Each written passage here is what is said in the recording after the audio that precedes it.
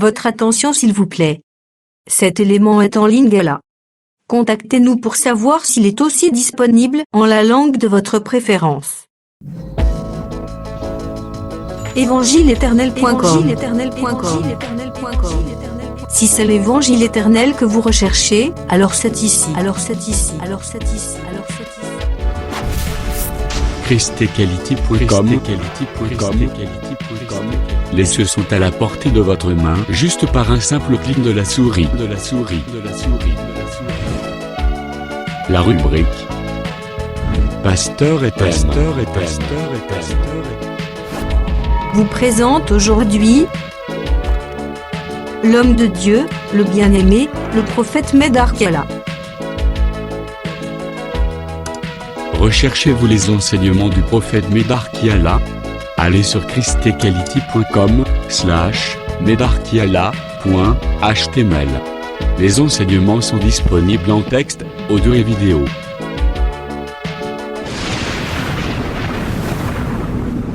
Bonne édification au nom de notre commun Seigneur et Dieu Jésus-Christ. Amen. La maison du Seigneur, je vais que c'est la maison du pardon. Et si quand vous avez miséricorde, vous trouvez grâce à la communion, parfois avec notre Père Traki, ou quoi que ce soit. Ça d'abord, l'importance de l'adoration, la culte. Vous avez dit que c'est la maison aussi à correction. La maison de légèreté, de plaisanterie, mais maison à correction. Et vous pouvez corriger, orienter, pour la voie sainte. La bonne voie. Vous pouvez par sa grâce. Aujourd'hui, texte Nabiso. Notre enseignement. Verset 14 à 17.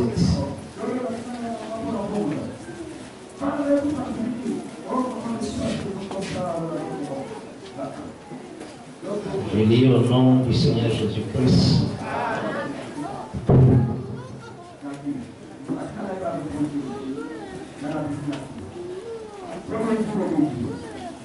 Trois fois par année, tu célébreras de fête à mon honneur.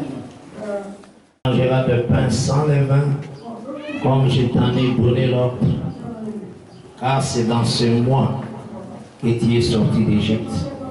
Et l'on ne se présentera point à vide devant ma face. Tu observeras la fête de la moisson, les prémices de ton travail, de ce que tu auras semé dans les champs, et la fête de la récolte à la fin de l'année. Quand tu recueilleras de champs le fruit de ton travail. 3 fois par année, tous les hommes se présenteront devant le Seigneur, l'Éternel. Aujourd'hui, Deutéronome 16, verset 16.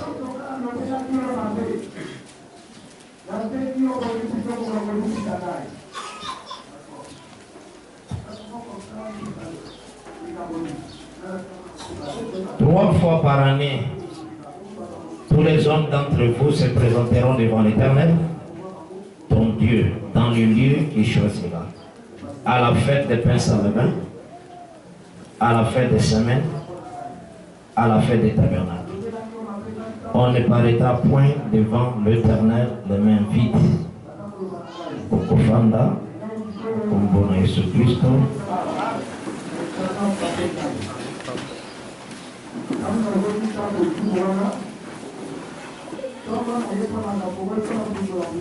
Et je crois très bien que le Seigneur a mis au Pambaté. Il faut y avoir que pas ensemble à Zar et Zalagate. Il faut dire qu'on a Pambaté. Et surtout, vous voyez la convocation sainte. Ils ont l'invitation à voir les rois. Donc, au côté, parce que le Seigneur a béni. Le Seigneur a sali que Oko Mapé, Likama Moko Melo Nanzelate, a battu vraiment tia commission. C'est que aza na eloko ya motuya ya kopesa yo, aza na posa te ozonga maboko pamba. Mais na ngambo nous faut être très prudent, très attentif pour comprendre que tobengama to racheter le temps, car les jours sont mauvais. Il faut racheter ce temps. Osepela solo profiter na rencontre oyo Nzambe abengi yo et koyoka sa propre parole. Il faut koyeba boye que avant que le monde ezala, avant que eloko nyonso ezala, Elohim l'Éternel azalaki. Il existe par lui-même. Azali n'a ni commencement de jour ni fin de vie. Mais azwaki souci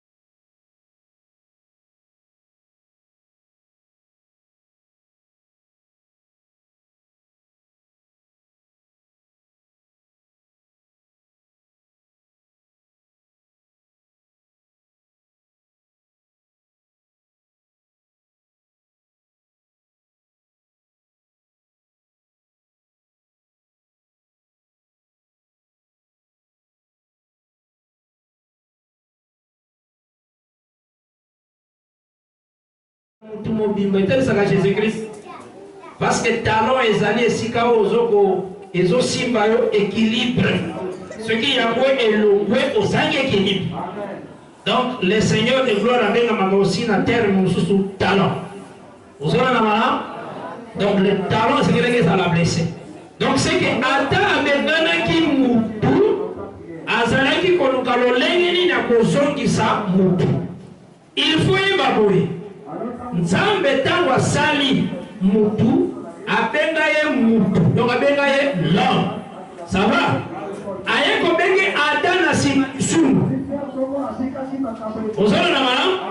Donc tant la personne qui est responsabilité, Bible le dit dans Genèse 5, il l'appela des noms d'homme. Donc comment est-ce qui mutu? Vous avez la main? Kombo ya Adam ye ko bimatango a désobéir.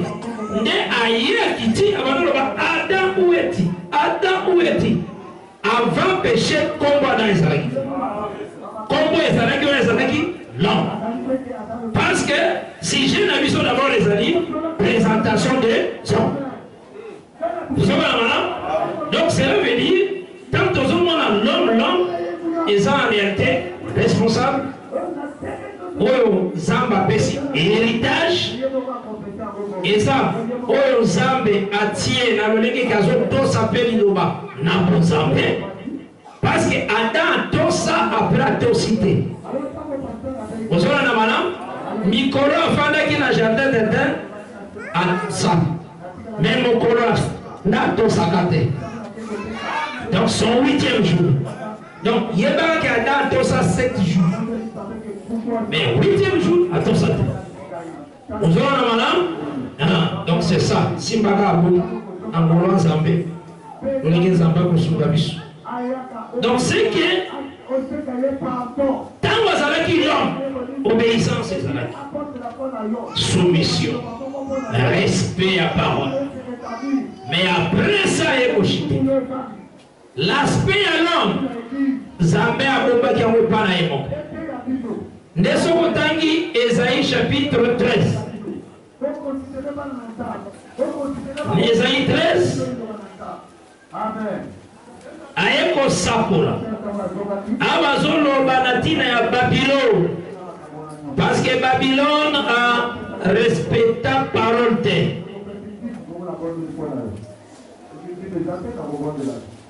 Alors la Bible, je dis au nom du Seigneur Jésus-Christ. Verset, je rendrai les hommes plus rares que l'orphelin. Nazana Isaïe 13, verset 12. Je les rendrai plus rares que l'or d'Ophir. Zamba la kaki. Alobi akoko misabatu. Très rare. Vous avez un malin? Mais banani va remplacer Batu. Dans verset 21.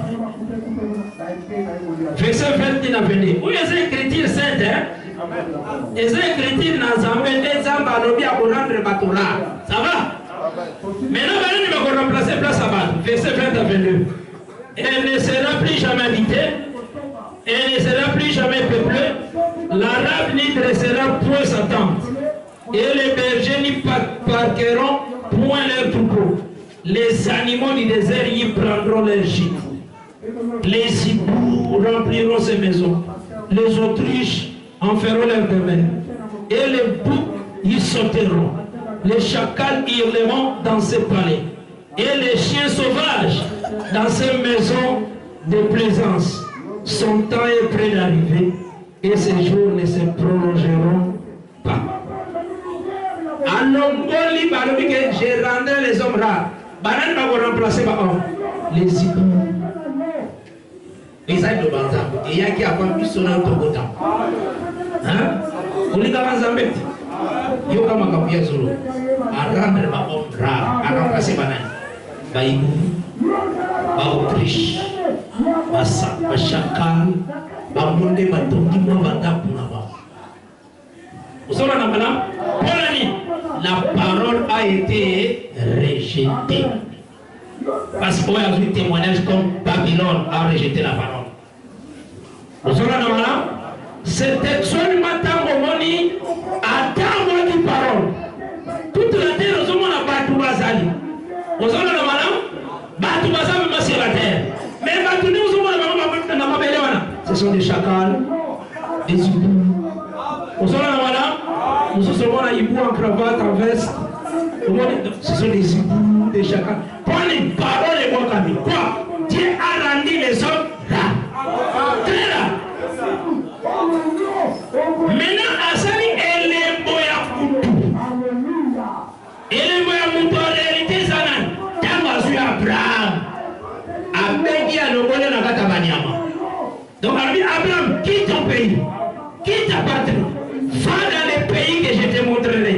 Assurer comme Elemboya. C'est que Moutapé, ça a responsabilité. Il y a moyen sur Zalaki, ce qu'on dit, mais les paroles, c'est qu'on commet Moutou. Cela veut dire, avec son attiré fils d'Abraham. Vous avez hein? Cela veut dire, on commet Moutou. Ce qu'on dit, mais les paroles. Vous avez on dit, mais les paroles, on s'en mon Abraham. Vous avez Abraham comme les champions. Famille Wanande, Natawana a considéré qu'il y a comme famille Wanande. Baoni Soubatika qui va Philistins égyptiens, les hiboux. Vous avez des chacals, parce qu'à comme ça que les hommes rares. Il y a un moment à l'objet, 3 fois par année, les hommes se présenteront devant l'Éternel. Donc c'est la bénédiction comme si on rare, on va nous se présenter dans ma tête. Hein? C'est comme si on rare. Maintenant, n'a pas se présenter. Parce que ceux qui vous ont dit que Gamma Chakal, vous avez dit que vous avez dit vous avez mais vous n'avez pas dit que vous avez dit que Moutunda Kende. Vous avez dit que ça va que Moutunda Kende dit que ça va. Oh, Ndakwanzame a solo ezande Lola, Makolo. Oye Salema na sepa Moïse, Zambé a benga fait selon le modèle qui t'a été montré sur la montagne. Alors, on Exode 25 au verset 40. Donc, Moïse a zakane dit, tu remènes la terre, mais photographe de Dieu. Vous savez, on a dit, des opérations. La kangi mwinda photo. Ce qui est photo, il met dans la kissio, au tali. On a mis boni. Ah oui, c'est moins des opérations. Maintenant, pour kende, pour kei. Il c'était comme tu dis ça, t'es dans la moins des opérations. Ah, donc c'est l'hypothèse moins des opérations. La photo, ça la makamuna katia. Moulini, vous voyez les photo moins des opérations. Effectivement, il y a moins des opérations, mais ça a photo. C'est ça Moïse. Tout ça, on a mal, moins des opérations, mais moins de solo et ça. Donc, il y a un qui photo ya makambo ya likolo nda kitisa na se. Mais makambo ya likolo et ça. Donc, vignon so moni ya basakoli o totanga na Biblia, ezalaki comme photo. Donc, ezalaki comme une image. Ezalaki comme représentation. Tout le monde qui aussi temple ezalaki nassé. Na temple ezalaki nassé. Na tangu ya fête, il y a personne les hommes allaient devant le Seigneur. Les hommes, on a mis sur la nation de Coco Zalana Nouté. Pour en réalité, tout ça comme des hiboux. Vous avez il y a un moment, même femme séro-phénicienne, azalaki moi si mon père. Tant que le Seigneur a dit ça qui est, bah pesa kapiloko ya bana et pas ya bamboite. Vous avez il est pas important qu'il ait dit que vous avez dit que vous avez casse. Si on ne comprend pas, vous avez dit que vous avez mingi et à d'avoir biso. Vous avez mingi. Vous avez dit, il souffre, finga qui moutou. Moi, eh, Afrika qui était à un texte où on a Isaïe. Bao bazalaki comme Batou et Zalega Israël. C'est selon la loi. Bao nyonso batikali na mafele. Tozalaki ba chakal, ba biloko nyonso wa. Osala na mala, tozalaki ba chien. Aussi mané Bible les alliés. Mais qu'est-ce qui se passe-t-il? Moi si on a émis ça qui est, Moi, aliaka ta biloko ekoyaka na mesa. Le Seigneur lui dit oui. Nan na première fois boité na kataïsa. Alors parce que biloko ekoya na mesa zalaka Jésus ye. Yende Israël. Yako Bible no baba et ben na bato ba sosola ni no bate homme animal. Tande wana. Zomona. Maintenant oyo sosola aza homme. Et tu m'apprends. Parce que homme. Vous savez, ma nation, parce que homme, animal. Donc, aza l'homme, mais hibou. Aza homme, mais chacal. Vous savez, madame? Vous savez, madame? Et ce soir, il y a un moment où il y a un thé là-bas. Aza? Il va te la popette. Vous savez, madame? Est-ce que vous savez, madame? La zone est qui est à niveau moutunios. C'est ça mon grand souci. La carte du Kamanazoro. Poyeba, Iboso et Anzambe. Donc, la fête, moi, on va la fête, il y a personne de même. Et ça fête, il y a mandé l'année. Après, on a la fête, on va la fête, il y a moisson. Moisson ou bien fête à Pentecôte. Les hommes aussi vont se présenter. Et ça aussi, la fête, il y a récolte. Ou fête, il y a tabernacle. C'est ça, 3 fois les hommes se présentent. Mais elle aime la présentation devant les seigneurs. Et Salemana est non kakei à Matilikoro. Et comme il demande la Genèse 5, dans verset 24, Enoch marcha avec Dieu 300 ans. Vous avez un Azaki na 65 ans, vous en basui. À Tambolinae. À Tambolinae, 300 ans. Balobi, Enoch ne fut plus parce que Dieu l'enleva. Probablement, Enoch a quel icône? Ça va? Ce qui peut y avoir dans chapitre 2, verset 11, Balobi, Tangu Eli na Élisée, Bazalaki Kotambola, les chars de feu et Kaboli Bangona Élisée, et Zui Eli et Keinaye na ciel. Vraiment, et comment moi. D'ailleurs, tu as parfois dans l'église, na biso kuna na biyamba na biso kitoko, tu as toko kende na lola no kolelia kende ki, hein? Tu as na biyamba na biso. Ça va? Ah, no kolelia kende. Mais nous comment biso attirer biso? Jésus est dans Jean 3. Tanga solola Nicodème. Dans verset 13. Alobi, personne n'est monté au ciel. Personne. Oh, biso tozana Enoch amata. Tozana Eli amata. Jésus solo belane mutu boye. Oya amata likolo ate. Tozana dans l'obaki, personne n'est monté. Parce que tant qu'on les a dit tant, il y a chute. Tozana dans l'obaki, personne n'est monté au ciel. Si ce n'est que le Fils de l'homme qui est descendu du ciel, le Fils qui est dans le ciel. Donc l'homme dit, vous avez la pour y avoir pas zanasi. N'est l'homme. Alors ça, on m'a dit kuna, n'enga ya ibisi ça yé. Abignon c'est ça les mecs avant et ça dans le côté. Donc si ma Bible n'est pas allée, ah, ça c'est la Bible. C'est vraiment les livres saints. Pour ce qu'on veille, en tout cas, vous en avez pas. Parce que, bon, mon idée, Ndeko sawana ozami bale. Ozana bongo inayo moto noyo wakati ozana moto libanda.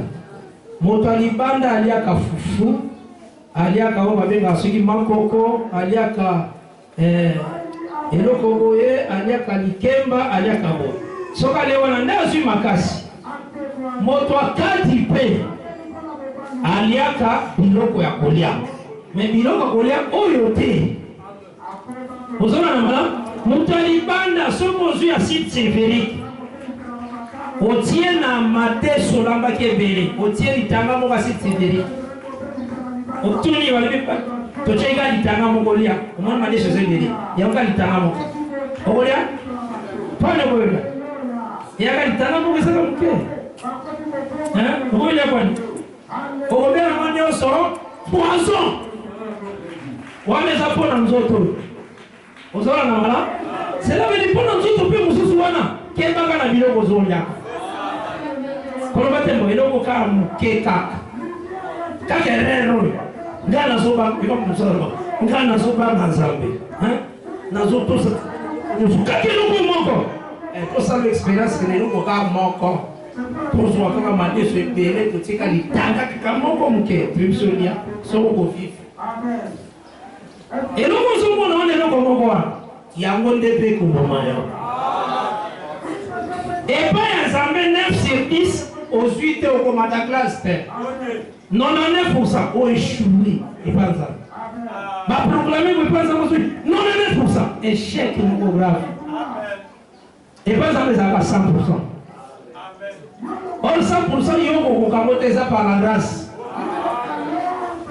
ozona na wala yango alobaki na kati ya mobeko na ye soki nyonso kolia mpo na molimo na yo il faut ezala conforme na makomami ya nzambe mpo motu no akati azala na sante ya malamu oza na probleme ya biyamba te me oza na probleme ya sante nde na yo ozona na malamu ndenge okoyeba biloko ya mabe soki ekomama te na mokanda ya nzambe ubie komami me balimboli mabe paster alobi akoya kosolola na ngai ifoka kofukama ifoya koadore ngai dosenge ezalaka nzambe soko olingi ozala nzambe eza simple sala mabele na yo na bato na yo tika kozala nzambe na bato ya motu mosusu asalaki tika likambo wana yo olobi koza nzambe esala mabele na yo sala mpe bato no basambela yo kameme yozala bezu kumbu nyonso sala mpe ya oyo ya yo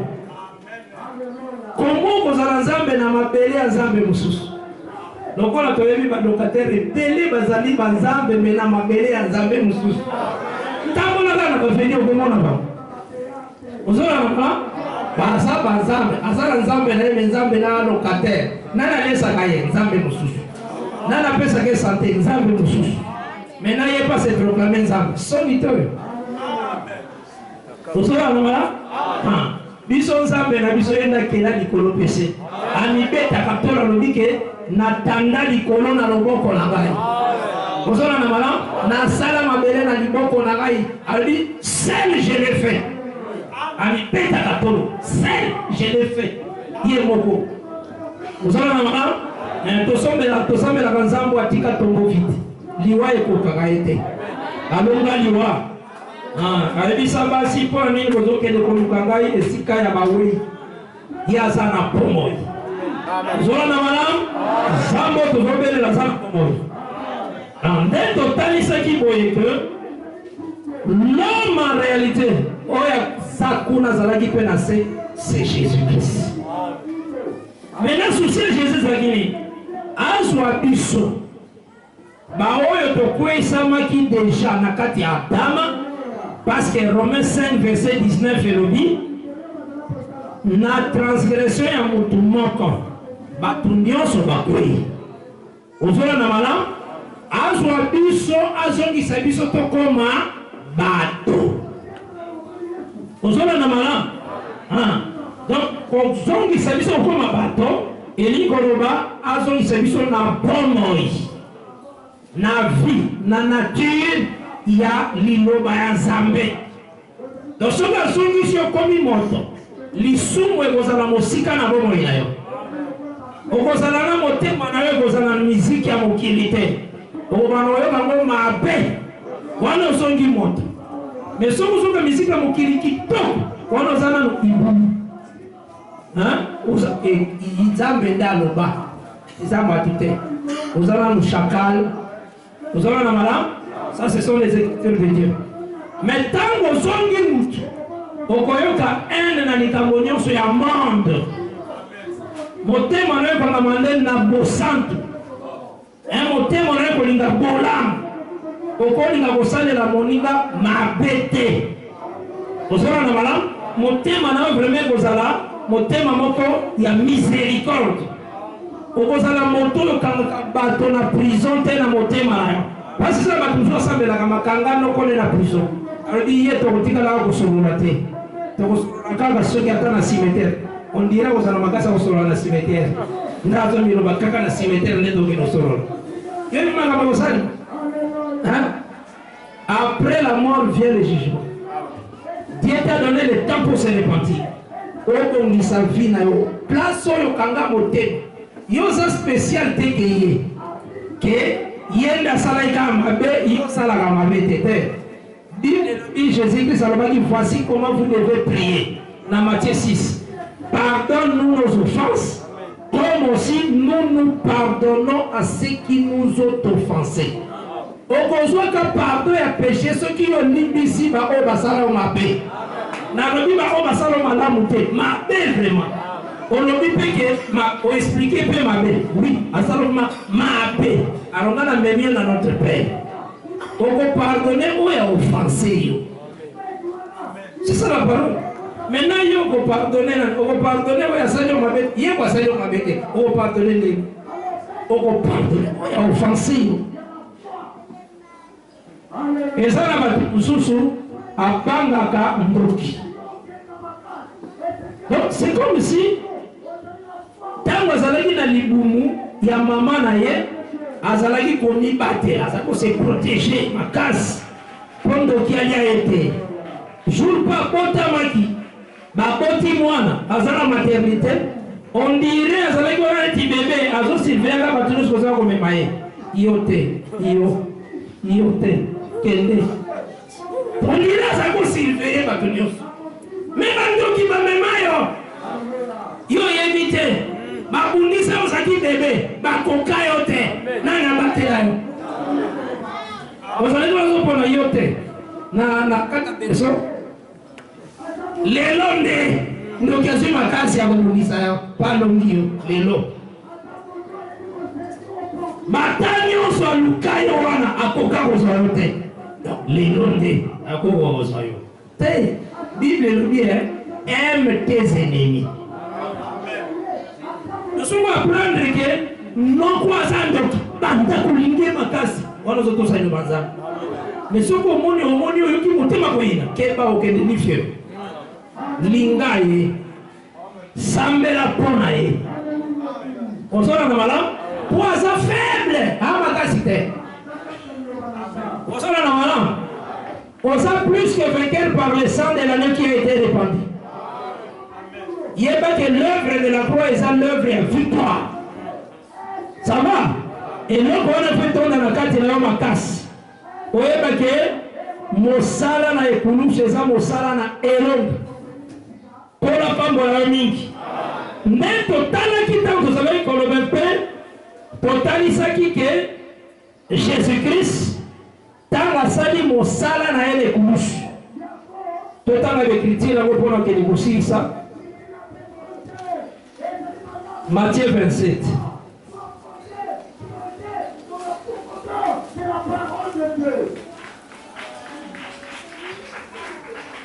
Nakutana na mtungozo ibisa ngadi frère. Misika mokine pesa katoli. Ngalobi ekopesa toli talaka nde babimisaka bana basi ndo koyeba toli nini bapesa place wana ndo koyeba toli nini bapesa donc maloba nyonso bazopesa résultat nde fruit wana tala nini bazobinisa bana basi nde toli wana yo ozoloba toli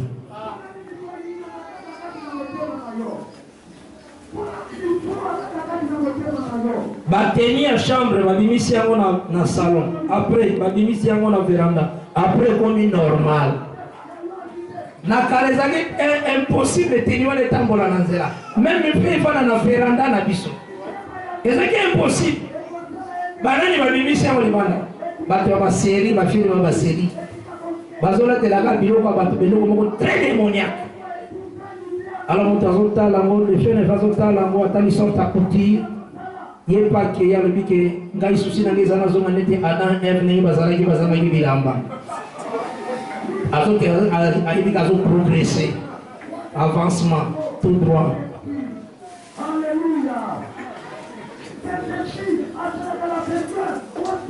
Soko komi mutu kola tande mona te. Problème eza nyama na mutu. Parce que ite alite na zamba pa ya likako ebisike la te lamba ko kamo ayebi atakombe lamba te.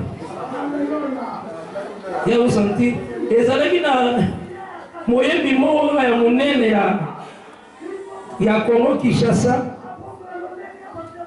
Azoyebisa biso na kama ningi basere na bino balataka bilamba ebikana kwa kolata bilamba te nayokaka bilamba neti kaka makasi ezalaki na soko olebi to bana osambela bandika okwea bomandika kolo na komisio ba abambani noazoka kofanda te po osambe ni fedeta monene atelevizio tala fedeta monene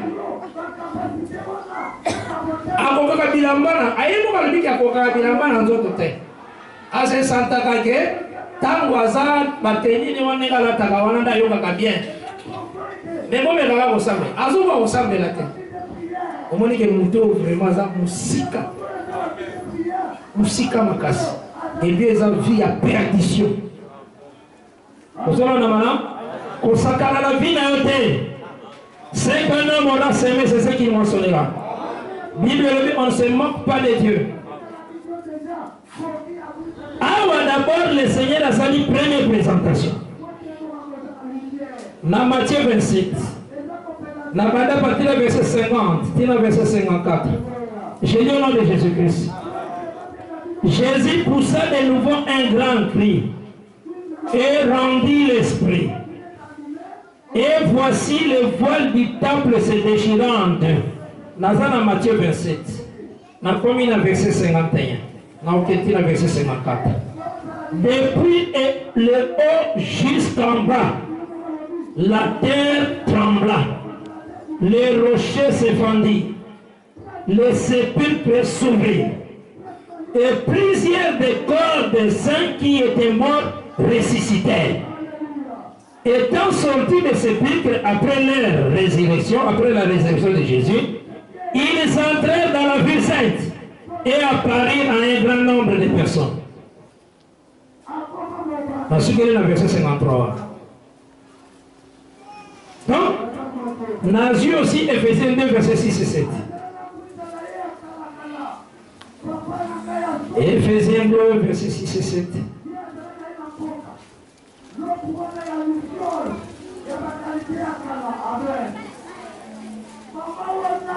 On a mon abat bazo sambela, ao sambe. Alobi zwa macheta molimo. Utasimbi macheta molimo. Bando kata bando kia famille. Wale ozak mando yondendo. Yondendo. O bando kata bando kia famille. Na macheta molimo. Sorta ma prière à battre. Bible nous dit pardonner, chasser les démons.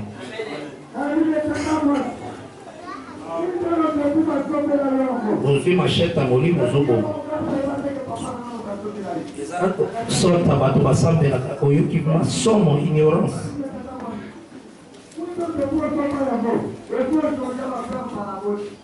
À partir du verset 6. Il nous a ressuscités ensemble. Il nous a fait asseoir ensemble dans le lieu céleste en Jésus-Christ. Bonjour, Barodi, afin de montrer dans les siècles à venir l'infinie richesse de sa grâce, par sa bonté envers nous en Jésus-Christ.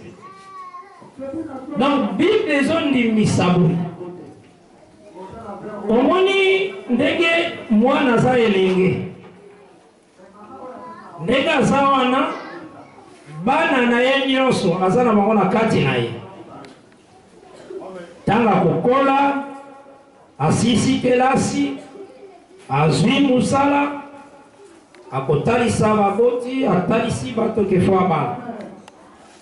Atanga ko o ezo salema na l'air ya fête à moisson. Fête à moisson, Jésus a comparé Kayango na l'inetwa na biso. Ecclesia e connetolama poekende makolo okotika nzoto oyo lati nzoto akembo kei me mpona kokende nzambe atia mosala oyo ekolongisa yo oyo ekolatisa yo mosala wana nde mosala ya lilupa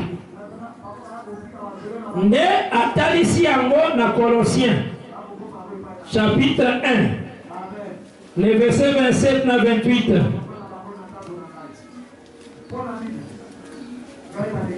Colossiens 1 verset 27 à 28. Je dis au nom de Jésus-Christ. Dieu a voulu leur faire connaître. Nous allons Colossiens 1 verset 27 et 28. Nous allons au verset 27. Dieu a voulu leur faire connaître la glorieuse richesse de ces mystères parmi les païens, savoir Christ en vous, l'espérance de la gloire. Verset 28 maintenant à Colossiens 1. Celui que nous annonçons, exhortant tout homme et instruisant tout homme en toute sagesse, afin de présenter à Dieu tout homme devenu parfait en Christ. Aux hommes en rôle. Rôle à l'idée, ils ont présenter Yonangaï et pas Christ. Mais au commun, homme parfait. Aux hommes dans la Bible, il y a aujourd'hui 2 Corinthiens 11, versets 1 et 2. 2 Corinthiens 11, au verset 1 et 2.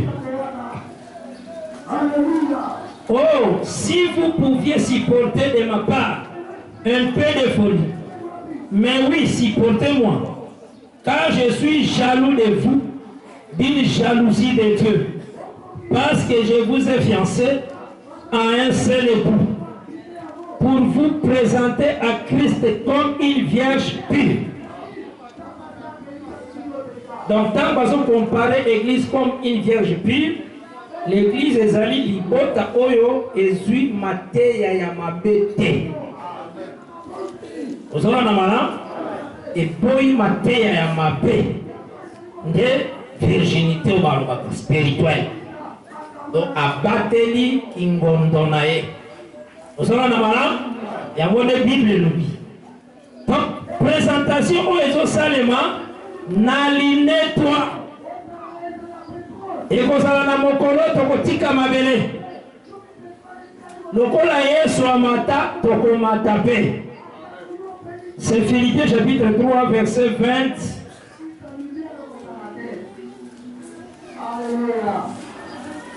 à 21. Je dis au nom de Jésus-Christ. Mais nous sommes citoyens des cieux. Parenthèse dans un code, sa frère a ça la politique. Frère a ça la politique. Comment un frère a zobunda pona kokotia mabeli. Sambela pona bango sala musala malamu. Yango Bible lobi.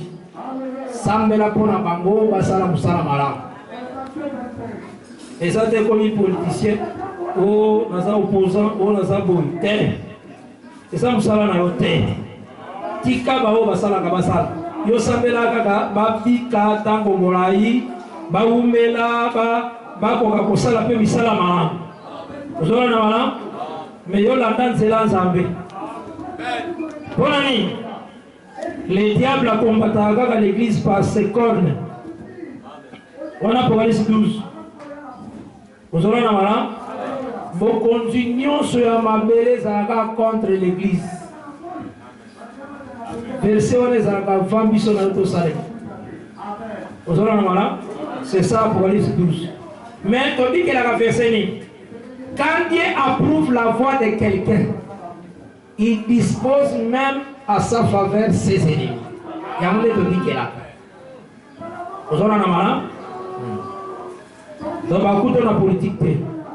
Un vrai politicien, il faut à la magicien, il faut à la culte, il faut à un vrai politicien. On a respecté la politique. Na mabele mobimba. Vous avez voilà. Nous faisons rien pour aller. Vous avez le banzambe bate ya kande yango.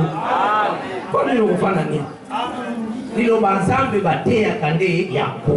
Il le banzambe. C'est le banzambe. Il faut que makambo ezalaki avant biso toya. Biso nous sommes à 1900 à 2000. Donc, l'Ibo était makala avant biso toya. Vous avez un malamu, hein? Avant Yoya, avant Kaoya. Je me suis l'émission à la télévision, dans l'émission, journaliste a posé la question. Abi, mais frère Piala, ceux qui maintenant bâti un premier ministre, n'a ABC c'est Mera BC. Ils ont vraiment compris ça. Abi, batu mena na studio yo boka mnezo abi nini kuna bozo ninga afani kimi pora lubaki hapa na kata face abi bozo kujeni ça c'est ma RBC parce que naza ministre na gouvernement céleste abana expliquer ba naza ministre na gouvernement céleste maintenant journaliste yo tienga ministre na gouvernement terrestre na tunie c'est me lever ou bien m'abaisser. C'était rabaissé. Yango eloko eza na niveau C okoyela mopwani. Ya C. Okoyela mopwani. Oza na oya likolo. Minozo punda na uzo oyo ya C. C'était une confusion. Philippiens 3 verset 20-21 Zoloba. Mais nous sommes citoyens des cieux. Vous voyez quelle identité dans l'histoire? Citoyens des cieux. Vous avez un malin? Ah, vous voyez quand les canzela. Ah, Braza, vous voyez les canzela. Vous êtes des citoyens des cieux. C'est ça la Bible. Dans Philippiens 3, verset 20. Nous nous attendons aussi comme sauveur le Seigneur Jésus-Christ, qui transformera le corps de notre humiliation. Vous voyez ça? Ata autre tango ndengini. Au péciamo ceux qui biloko nini. Ezakaka corps à humiliation. C'est comme on va bien en voyant quoi. Ata au bakisiamo ceux qui biloko nini. Ezakaka. Vous avez un voilà? Ah. Yana le baba. Yebaka ke zambazaka bien. À 200 milliardaires, aux agents de Sika Moko na Yokola. Ils ont impossible dans la chambre de réunion. À tous ceux qui ont aux agents de moi, place Moko aux agents. Dans mon béton là. À tous les goulis, et aux agents, moi, pour qu'est-ce qu'on limite à jamais. On retourne dans la chambre de réunion. Attends, maintenant vous avez le sang au point. Abina sera très occupé, très occupé. Na kina kamingi Chine na zonga. Na tuni maintenant kina Chine après. So na ke Chine na zongi après. Na ke uza conteneur na après. Na fongoli conteneur tout ça après. Na teki ba marchandise après na zimbo. Na zo tsaka après. Pourtant zimbo on a celui a besoin na zanango et puis on dit après. Après, on comprend que c'est vanité. C'est une vanité. Après, on regarde que vous voyez, on mettait pour la biloque. Amen. Nous sommes. Vous savez, on a malin? Zamba soumeta bison de l'okomoko, oyo mutamoki la boko délivrer la mort. Attendez, la mort nous attend. Mais il faut ça là au travail, malheureusement on récompense à bien sur la terre. C'est très important. Tant que vous avez un banga kambongo te, et banga ka voiture te, pour soyez na kimia na bopete. Et ça dépend de ça examen ou bien la zui titre moko munene alors na osa démarche à musala, ndezamba ko zanga to bikina tike na no popa na musala. Soka bongisa ki azwayo, akozwayo. Mais yo bonga mande. Vous avez un malin? Il n'est pas que ce qu'on dit la parole aux citoyens des cieux. Vous aurez un malade, moi. Il y a un heureux et c'est mon oiseau d'ima. Oiseau quand on a la parole, ça me sengo. Alors, d'où nous attendons. Mais nous sommes en les rendant semblables au corps de sa gloire. Amen. Par le pouvoir qu'il a de s'assujettir toutes choses. Il faut y que l'enlèvement est après. Honnête, on a marqué partout. Vous avez un avion, vous avez un pilote à qui? Nous sommes les années ignorance. Avion, un système, on a un système payant. Avec un pilote automatique. Hein? Vous avez des voitures, ceux qui chauffent à Longwe, voiture comme ça. Et comme tout à l'heure, il y a un monde qui va sortir l'idée d'un avion. A dit, vous connaissez vos alassons. Pilote sera qui est bien aussi beaucoup. Vous savez, on a un piloté qui est dans le bateau. D'ailleurs, comme on a tant de bateaux, on a un mais il est athée. Hein? Et ça va dans Apocalypse 9. Nous vraiment aux yeux. Oui, bien acheté. Ni bois qui n'a maille. Maille, le bien. N'a pas monté. Aux autres, c'est daté. Au musulman, béni, au mitsubi. Rien. Il faut nous quoi. Exactement, très dire. Tant que vous savez, dans l'angote. Et ça n'a pas qu'à belé comme sur la terre. Mais yo yebake tango kangami na parole oza muto esengo makasi ozolo na mala oza vraiment muto esengo mingi parce que Zambé a pambolio makasi nde yango totalisi deuxième présentation eza enlèvement toyokani mala nous a aussi présenté là-bas comme homme parfait tozolo na mala comme un corps appelé vierge. Ndeto kei na libala na kolo Yesu Kristo pambola yo mingi na tango oyo tolingi toleka aussi na bénédiction par la grâce de Dieu. L'église, les cultes ezaka à l'honneur du Seigneur. C'est ce qu'il faut toyeba. Veillaka d'abord dans le respect du Seigneur. Et donc on y se faut voyer bango ndenge likomizo ebisango. Nde tolobaki que ceux qui muta comprendre le comité nde yango nde akosala bisala sala. Mais wana pa kotambola libanda ya likomi. Mais pour une connaissance nazotalisa yo d'abord que le Seigneur a fait ça qui parole naïe et pas Israël nanzela ya Moïse. Nakati ya parole a fait ça qui Sokozui nombre chapitre 30 et zolo balikolo ya 20.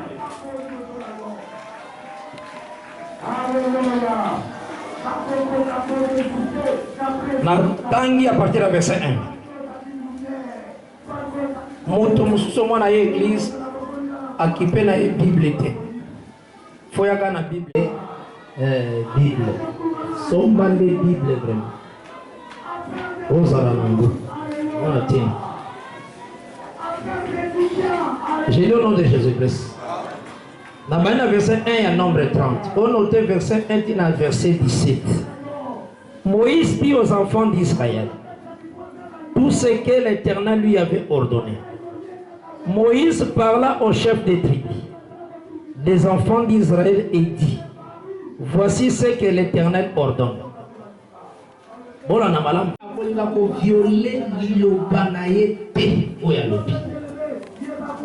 Ozona namala yango mobali azwaka à la légère te malobanaye. Oya bimisi ayeba kizo engagé ye mobima. Awa balobi teke soki a s'engager papa na ye akoki kokata to kondima yango te. Eza kaka ye moko. Ozona na mala wana eza mpona kotalisa boye esalemaka parfois moto alingi abala.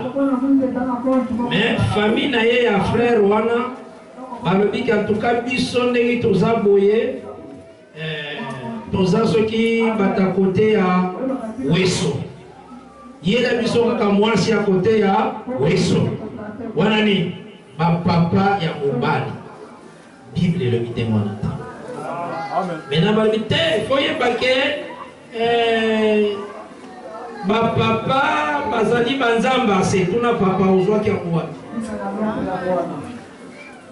Zamba zambe likolo na se bapapa yoka Bible ndenge elobi. Deutéronome 29. Faut les gars écrire. Le Seigneur a dit que les Nangaïté, que les Kayemoko, Azadini était pour le royaume des cieux. Deutéronome chapitre 29.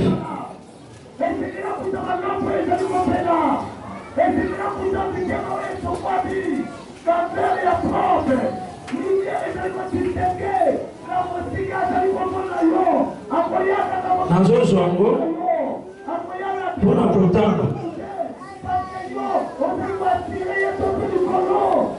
Abandina la verset 39.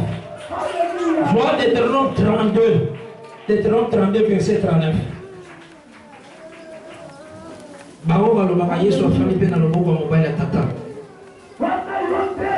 Verset 39. Sachez donc que c'est moi qui suis Dieu et qu'il n'y a point de Dieu près de moi. Je fais vivre, je fais mourir, je blesse et je guéris. Et personne ne délivre de ma main. Pour vivre Josué 2.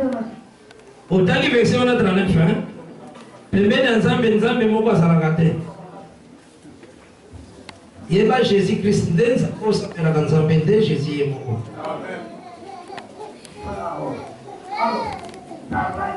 Josué 2. Qui est Dieu en haut, dans les cieux et en bas sur la terre.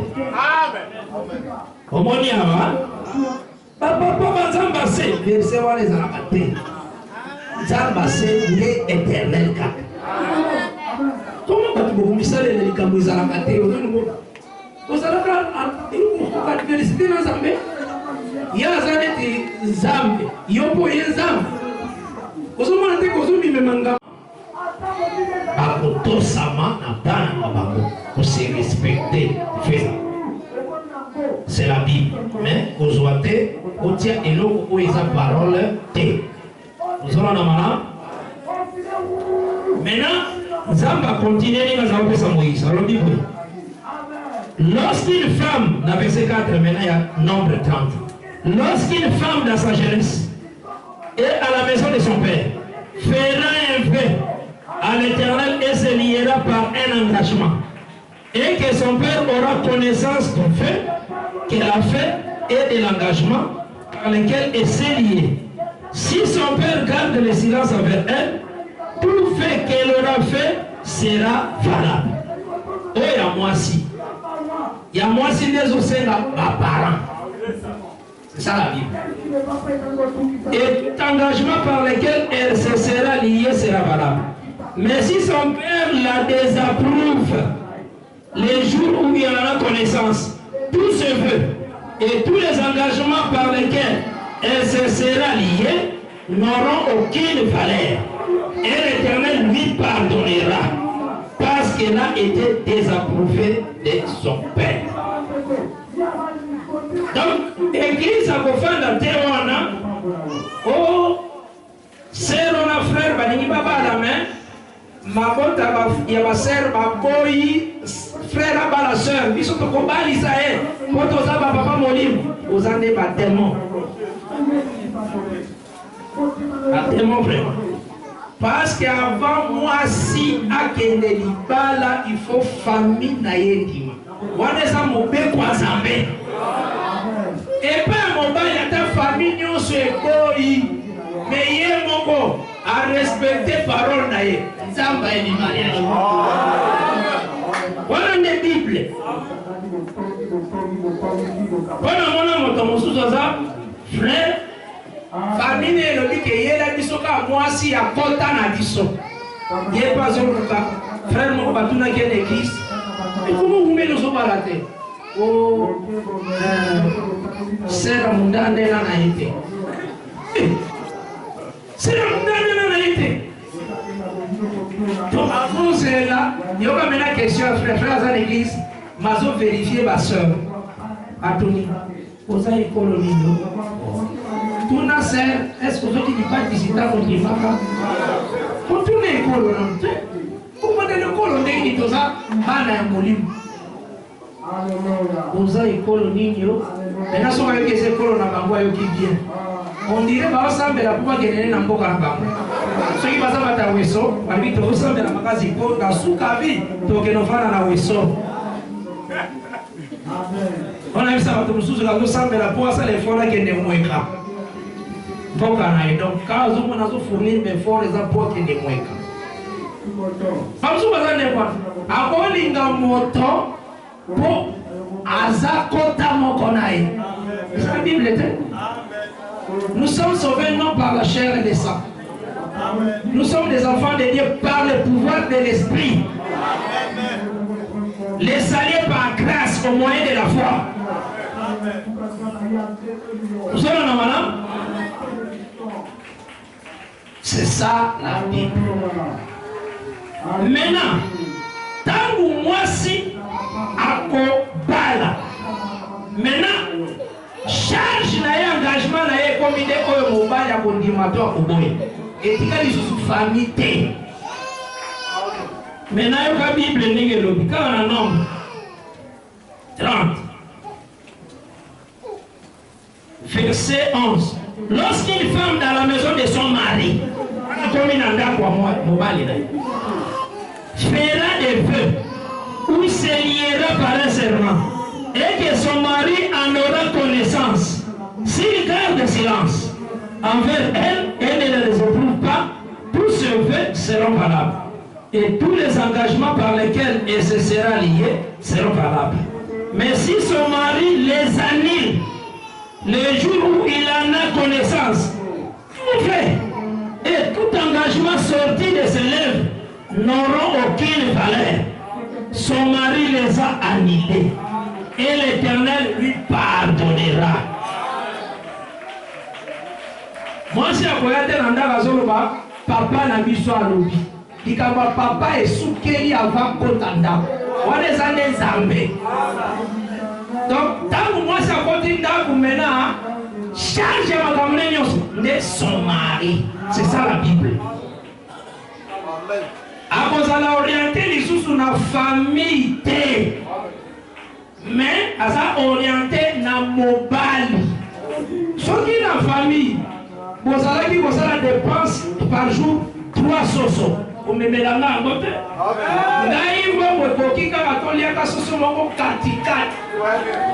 On va dire que pas na biso ngana za voler 3 sosos. Wana za pas na bino.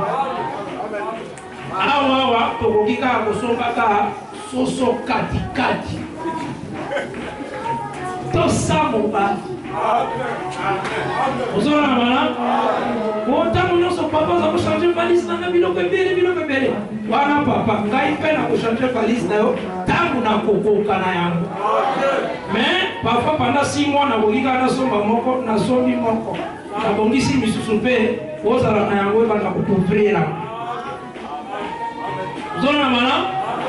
Donc, moi si un malin, à côté là, mon balai, c'est ce que la Bible déclare.